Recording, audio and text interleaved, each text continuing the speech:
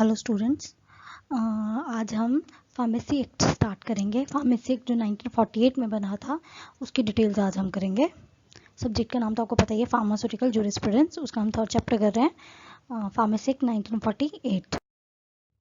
Okay, firstly हम क्या क्या टॉपिक कवर करेंगे, इसकी इंट्रोडक्शन, ऑब्जेक्टिव, इसमें जो डेफिनेशंस आती हैं, pharmacy council of India, pharmacy council of India के functions, education regulations and applications of education regulation. These are the topics जो हम इसमें भी कवर करेंगे।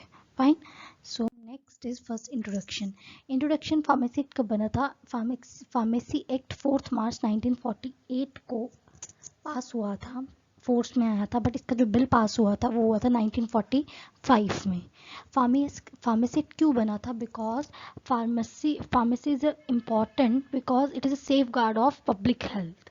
ठीक है, but in past 20th century there is a no profession, means there is no education criteria for pharmacy. Those persons who are easily read the prescription, that person is called pharmacist. Okay, so to overcome this mishappening, the government empower or force a Pharmacy Act 1948 to regulate the pharmacy profession throughout the India. Those individuals or persons who want to be professionalism in pharmacy, okay, so they have to qualify the pharmacy examination, because this is about the drugs, medicines and public health. Okay, so there is a two main amendments. A major amendments occur in 1976 and minor amendment occur in 1958 and 1951. So next is the what are the objective. Objective मतलब क्यों pharmacy act बनाया गया था, क्या कारण था? First of all pharmacy act बनाया इसलिए गया था ताकि थ्रू आउट द इंडिया जो भी पर्सन फार्मेसी प्रोफेशन में आना चाहता है उसके लिए एक यूनिफॉर्म एजुकेशन और ट्रेनिंग का क्राइटेरिया बनाया जाए। Means those person who want to be a pharmacist professionally who have to educate himself or herself in this criteria. Okay, so for this education and training, there is a firstly constitute a pharmacy council of India who would frame various courses in pharmacy. Okay, and those person who want to be a pharmacist, registered pharmacist, who should qualified, minimum qualified these course, these examinations, and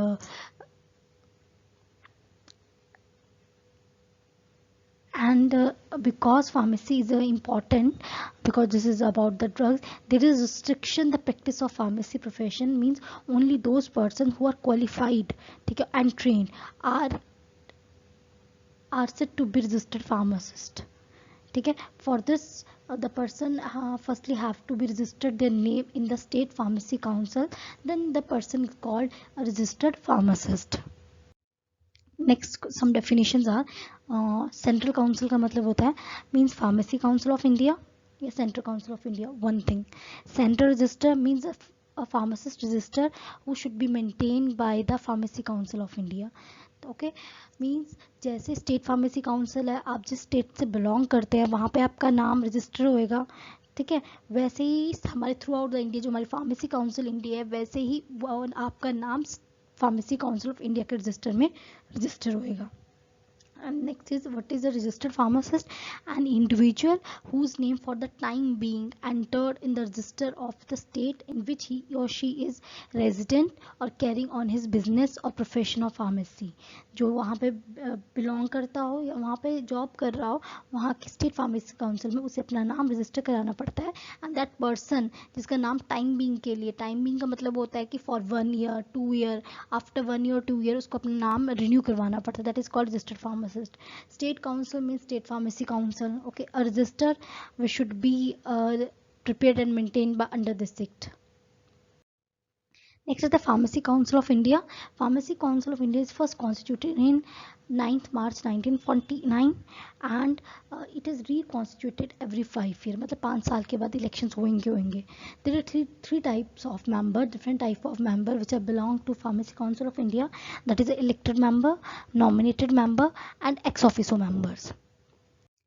Okay, first elected members, there is 3 categories in elected member. First is the 6 members which is elected by UGC. UGC means University Grant Commission. Okay, and all the 6 members should be in a teaching profession, specifically in pharmacy. Okay, means in pharmaceutical chemistry, professionalism, pharmacology. These are the streams in the pharmacy: pharmaceutical chemistry, pharmacology, pharmacognosy, pharmaceutics, pharmaceutical analysis. Okay, and the one member elected by the Medical Council of India, and the one member elected by the each state pharmacy council. Okay मतलब जितने states हैं हमारी उतने उतने उतनी सारी states का एक एक मेंबर आएगा इसमें इलेक्टेड में. Next is nominated member. Nominated member में फर्स्ट 6 मेंबर जो कौन इलेक्ट करती है, हमारी सेंट्रल गवर्नमेंट इलेक्ट करती है, और उनमें से एटलीस्ट 4 मेंबर्स हमारी फार्मेसी प्रोफेशन से होने चाहिए, मतलब डिग्री और डिप्लोमा होल्डर होने चाहिए, और 2 मेंबर्स वो स्टेट गवर्नमेंट की मर्जी, वो कोई भी ले सकता है. ठीक है. And next is 1 representative. एक रिप्रेजेंटेटिव होएगा दोनों का, यूजीसी का भी एंड एआईसीटी का भी. यूजीसी आ गया मतलब university grant commission, and AICT means all India council for technical education. And last one is 1 registered pharmacist each state and union territory. Okay, next last ex officio members. Ex officio method, the controller of India, the director general of medical and health services in government of India, and the third one is the director of Central Drug Laboratory Kolkata. Okay then ये जो members होते हैं, जितने भी सारे members हैं ना, इनमें से ये एक कमेटी बनाते हैं जिसको हम एग्जीक्यूटिव कमेटी बनाते हैं. ये मेंबर्स आप अपने में से एक president, vice president and 5 members जो अलग से ये अपनों में से ही चूज़ करेंगे, and registrar and other office and servants को चूज़ करते हैं, जिनका काम क्या होता है फार्मेसी काउंसिल ऑफ इंडिया के काम को चलाना, जो उनकी ड्यूटीज़ हैं और जो उनको पावर दी गई हैं उनका पूरा यूज़ करना और अपने काम को मेंटेन करके रखना. ओके. नेक्स्ट है function of PCI. Pharmacy council of India के फंक्शंस क्या होते हैं? First of all minimum qualification या एजुकेशन बताना जिसको होल्ड करके एक पर्सन रजिस्टर्ड फार्मासिस्ट बन सकते हैं. ठीक है. रूल्स एंड रेगुलेशंस बनाना, मतलब जैसे आपको पता है फार्मेसी में डिप्लोमा होता है, डिग्री होती है, ठीक है, मास्टर्स होती है, मतलब क्या क्या रूल्स एंड रेगुलेशंस है, डिप्लोमा कितना ईयर का होएगा, डिग्री कितनी ईयर की होएगी, ठीक है, कितने परसेंट मार्क्स होंगे तभी वो डिप्लोमा ले सकता है, दैट इज़ एवरीथिंग. ठीक है. एग्जीक्यूटिव कमेटीज़ की जो प्रेसिडेंट एंड वाइस प्रेसिडेंट है उनकी ड्यूटीज़ और एम्पावरमेंट को फिक्स करना, मिनिमम एजुकेशन स्टैंडर्ड्स को, और वो institutes, those institutes want to run pharmacy courses, ठीक है, उनको अप्रूवल देना, और अप्रूवल देने के लिए वो क्राइटेरिया रखेगा पीसीआई कि मिनिमम आपके पास ये मतलब एजुकेशन स्टैंडर्ड्स होने चाहिए, ये इक्विपमेंट्स होने चाहिए, इतनी लेबॉर्ट्रीज होनी चाहिए. फिर वो उन लेबॉर्ट्रीज मतलब उस एरिया को जाके इंस्पेक्ट करेगी, उन्हें पीसीआई को लगता है कि दैट इज़ ओके तो उन्हें वो कोर्स स्टार्ट करने का अप्रूवल देगी. अप्रूवल ऑफ फॉरेन क्वालिफिकेशन, मतलब जो स्टूडेंट्स बाहर से फॉरेन अब्रॉड से फार्मेसी करके आए हैं उनको अप्रूवल देनी. अप्रूवल ऐसे नहीं मिलती अगर पीसीआई को लगता है कि वहाँ का स्टडी क्राइटेरिया और हमारा स्टडी क्राइटेरिया बिल्कुल सेम है, सिलेबस सेम है, देन उनको अप्रूवल मिल सकती है, वरना उन्हें एक टेस्ट क्वालिफाई करना पड़ता है. ठीक है. Maintenance of central register pharmacist and other such functions. Next आता है एजुकेशन रेगुलेशन. एजुकेशन रेगुलेशन का मतलब क्या होता है? फार्मेसी काउंसिल ऑफ इंडिया को एम्पावर किया गया कि वो मिनिमम एजुकेशन स्टैंडर्ड्स बनाए ताकि एक पर्सन अपने आप को एक रजिस्टर्ड फार्मासिस्ट बना सके. इस एजुकेशन रेगुलेशन, इस चीज़ को हम क्या कहते हैं? एजुकेशन रेगुलेशन कहते हैं. ठीक है. मेनली एप्लीकेशंस क्या होती है एजुकेशन, मतलब काम क्या है एजुकेशन रेगुलेशन का? मिनिमम क्वालिफिकेशंस, ताकि पर्सन फार्मेसी कोर्स में एंटर हो सके. तो मिनिमम क्वालिफिकेशन का चाहे वो डिप्लोमा हो, चाहे डिग्री हो, +2 इन medical and non medical stream. Okay. Duration of course of study, मतलब डिप्लोमा कितने साल का होएगा? 2 साल का होएगा. डिग्री कितने साल की होगी? 4 साल की होगी. कितनी ट्रेनिंग कवर्ड होएगी? जैसे डिप्लोमा वालों को आफ्टर डिप्लोमा कंप्लीट करने के बाद उन्हें हॉस्पिटल में ट्रेनिंग लगवानी पड़ती है, एटलीस्ट 500 आवर्स या 3 मंथ्स उन्हें कंप्लीट करने पड़ते हैं. वैसे डिग्री को 1 मंथ कंपनी में ट्रेनिंग लगवानी पड़ती है. सिलेबस क्या आएगा? कौन से सब्जेक्ट्स इस सेमेस्टर में आएंगे, कौन से नेक्स्ट सेमेस्टर में आएंगे, ठीक है, उसके स्टैंडर्ड्स क्या होंगे, फैसिलिटीज़ इक्विपमेंट्स क्या होने चाहिए इंस्टीट्यूट में उस कोर्स को रन करने के लिए.